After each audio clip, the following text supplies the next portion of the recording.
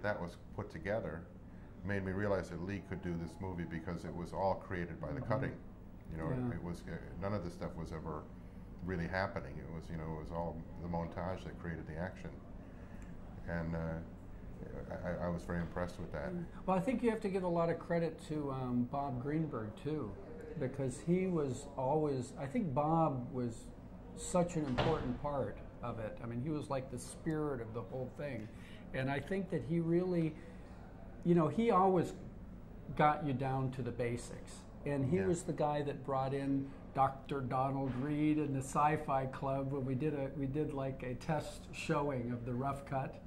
And I remember we taped the whole thing on cassette and sent it to you. Yeah. And we have Bob, you should put that on the DVD. Yeah. We have Bob interviewing people after. Do you still have that? Yeah, I'm sure it's somewhere. Yeah, That's a good thing. I mean, it was just, I mean, Bob was right there. I bet we got 30 people, 50 people in there. And we did a lot of adjusting based on that. Because one of the things I learned from that was that sometimes you've got to cut out, when the excitement's at its peak.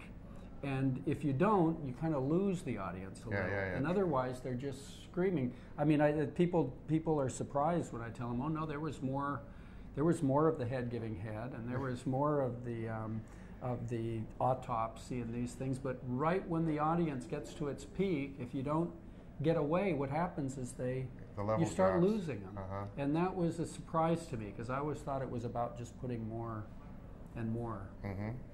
Well, Bob also is the one who assembled the makeup guys. Yeah, Tony Dublin actually was the guy who did it, and then John Nollins stepped in with him, and I think they shared the responsibilities and the credit. And then I think even John Buechler came in to do he did some of the key zombies. Well, Buechler was Charlie Band's guy. You know, he was, and you should talk a little bit about how Charlie got involved in the whole process. Yeah. How did that all work out? Well, the first person I met when I went to Hollywood was Albert Band. And so he took me to see his son Charlie. And I liked what Charlie was doing. He was starting Empire at that time. I liked the kind of movies he was doing. And so and he was the guy that I did the deal with for the Kim Deitch movie, which it turned out really wasn't going anywhere. I was sort of paying for development, but I don't know where the money was going. And you're paying for development for a lot of movies. Right, probably. And then Charlie was always having problems keeping his cash flow going, and for a while I got involved with him in trying to kind of get, you know, sort of bridge financing for some of, especially Trancers, which was, I think, one of his quite good movies. And it was his first movie as Empire Pictures, wasn't it? It might have been. Yeah. And then it turned out I realized that he was into me for quite a bit of money, and that I probably wasn't going to see it in cash. So when I decided to do Reanimator, I said, "Well, I'm just going to make a horror movie." And he says, "Well, you can do it here." I said, "Yeah, that way you can trade me. We'll just start evening the books with the office space, with the, you know, with all these other costs." And then he said, "I'm starting up a distribution company." I said, "Okay, you can distribute it." So basically, he did it. You know, I gave him the movie to distribute. Of course, it took me quite a few years and lawsuits later to sort it all out, but that's all part of the experience of the movie business. And I remember distinctly when I told Albert that I was going to make Reanimator, he said, "Shit, there's no money in horror." I said, "What are you doing that for?" Well, Albert I don't know. Albert was kind of grossed out by the whole movie, I think. Yeah, I don't think that was his, that really wasn't his style. But I just remember some of Albert's expressions when he would come in, and, you know, he would sort of every now and then drop in the cutting room, and he would say, "You got 20 pounds of shit in a 10-pound bag here." Yeah, he was always very positive about it. Always being positive. Or he would say, "You know, what are you? Nothing's going on here. They're just talking." You know, it was but I thought his advice was very good, and it was a very interesting relationship because, you know, it was Charlie's company, but Albert, you know, the father, was, you know, working for Charlie. Yeah. And when I first met Charlie, I was kind of amazed that he seemed like this little kid. Yeah.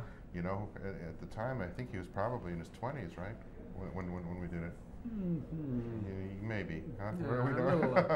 But he's got that baby Yeah. face, and so he, and that enthusiasm and so forth, and and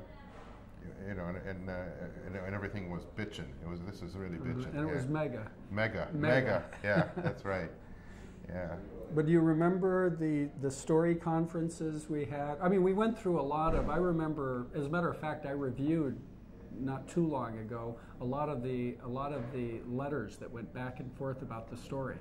Oh yeah. Because at one time, Dr. Hill was going to be kind of an African voodoo priest or something. That's right. There was a lot of. I forgot we that. went through a lot of different. Changes. Ways to try to adapt that character that in the Lovecraft story, I don't even think his name is Hill. I think it's I'm trying to remember. It's the pilot that loses his head. I don't remember. He's an officer in World War One. And so there was a lot of ways to try to deal with that.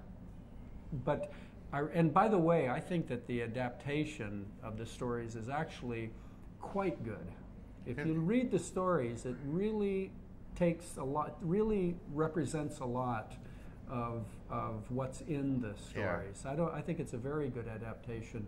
But I always remember talking about the head giving head scene. Do you remember that? Yeah. Well, I remember Dennis Paley calling me up when he wrote it and laughing because he said, "I've just written the world's first visual pun." Right. Yeah. Yeah. And it was all about, well, what would a head want? Yeah. What would it want? Let's think about this. And what could it do? That was the other thing. What could it possibly do? And I remember, do you remember that we were considering, like, now how can the head talk if it doesn't have any lungs? And so at one point we're saying, well, I think we're going to have like lungs hanging off from it and somehow have. Now, in Lovecraft, you remember he carefully sewed the veins together, and of course we didn't have time for that because the movie had to go faster. But we decided that a head can talk. Well, Come on. Yeah, exactly. We know that. Well, also, I mean, the main question is how does it? If there's no heart, how does the blood get to the brain? That's the other thing. But these are things you have to think about. I guess, right. To some well, we degree. certainly took them all under consideration. Well, I remember. I mean, the thing with you is, and it's still this way, is that you are a detail guy. And it was sort of like guys, I remember it was being like guys planning a bank robbery. Okay, you're going to go into the bank, at 10:05, and then the getaway car is going to be parked outside at 10:07, and you're going to approach it was all this precise stuff. Now, what's going to happen next, and how are we going to do this, and what's going to happen? It's like you'd go over the schedule with us for every day shooting, and this is we're going to do this shot, and then that shot, and we're going to, and it was like, finally, I think somebody said, Brian, we've got to make this movie. We've got to stop planning it and make it. We just have to do it. But I think that it was one of those things that was the planning made it possible. It was a lot of movie for 16 days or whatever. Yeah, 18 days. Because I remember we even cut the prologue out because we didn't have time. Yeah, and why did you want to put it back in? Because I just felt like the movie wasn't. I thought that the audience wasn't going to know what kind of movie it was. I felt like it. I'm always afraid they're going to be bored stiff if we go 2 seconds without something happening. Well, yeah, and I really felt like it was not getting to the good stuff early enough, and I felt like you have to tell them what kind of movie it is. So when it gets there, first of all, the ones that they'll be waiting for it, and secondly that they're not going to be like thrown off. But I think that's a great. I thought the prologue was very efficient. No, it was great. Very efficient. I mean, I think you were right. I mean, I remember us having a lot of discussions about it. Do we want to tip our hand right from the beginning, or do we want to build this thing gradually and kind of?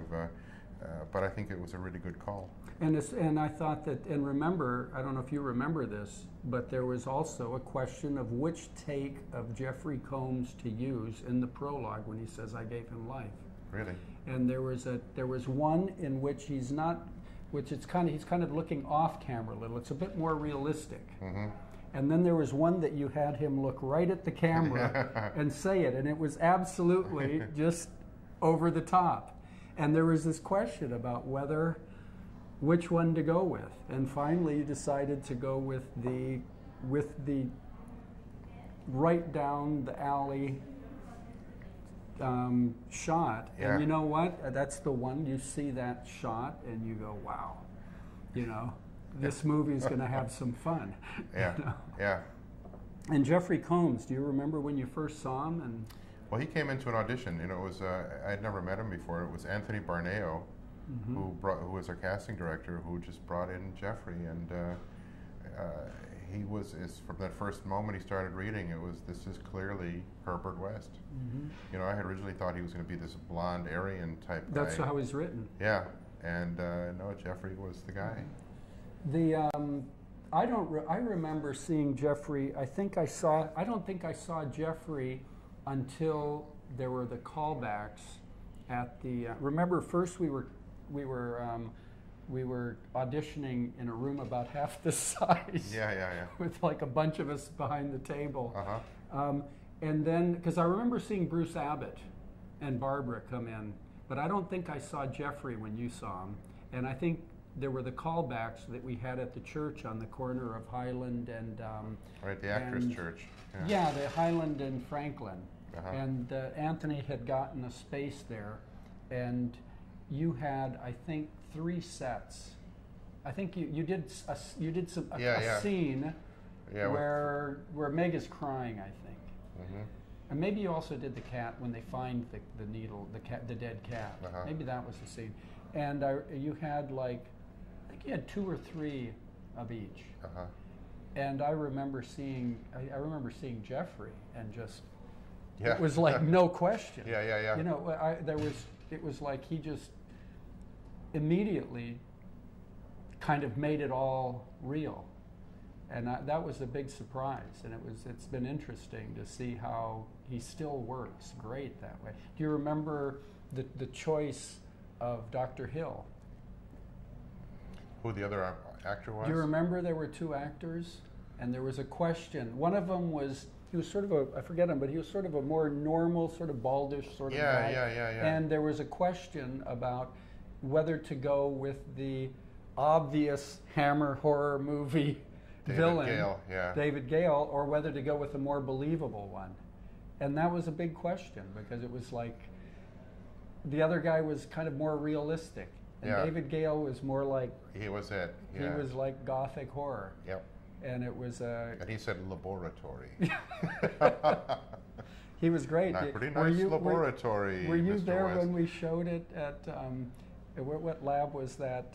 When we had the showing of it, I think we had the sound mixed in for the first time with the actors. No, were you there when David Gale was there? And I mean, he was on the verge of having a relationship end already, I'm sure. But his other half walked out of that screening and never came back. Never came back, period? To him. Ever? Yes. That was the end of their relationship? I didn't know that. Oh my God. I do remember her going, David, you couldn't. David, how, it's like, that's what she said. I mean, that's not a funny story. Well, I thought it was funny. I didn't realize that it was the end of his marriage. Oh my God. But, David Gale, incredible. So Barbara Crampton and Stuart Gordon directing Barbara Crampton in some of the more famous scenes of the movie. Well, Barbara was a trooper. I remember that there was another actress we cast originally to play that part, and I cannot remember her name. Can you? No. I mean, Barbara just wiped that name right out of our minds. We had cast her, and it was like she'd gone through all the callbacks, and then it was like when we told her she got the part. I think it was about 2 days later we got a call saying, "Oh, I talked to my mother about this, and I don't think I can do it." But Barbara was, she was the trooper. But the one who I think is sort of the unsung hero of Reanimators, Bruce Abbott. Bruce Abbott. Yeah. Who has to kind of hold the whole movie together. And well, it's his story. It's all from his really point his of view. Story. Yeah. And his character really is the narrator, I guess, in the original Lovecraft story. And has no name. Right.